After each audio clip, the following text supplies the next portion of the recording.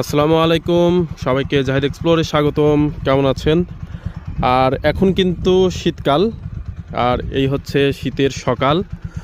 আর শীতের সকালে বাইকারদের কিন্তু একটাই সমস্যা, সেটা হচ্ছে যে বাইক স্টার্ট দেওয়ার সাথে সাথে দেখবেন যে বাইক যদি পিক আপটা কম দেন, শটলটা যদি কম দেন, দেখবেন যে বাইক বন্ধ হয়ে যায়। এর কারণটা হচ্ছে যে আহ, সকালবেলা কিন্তু আপনার ইঞ্জিন একেবারেই ঠান্ডা হয়ে যায়, বিশেষ করে শীতের সময়।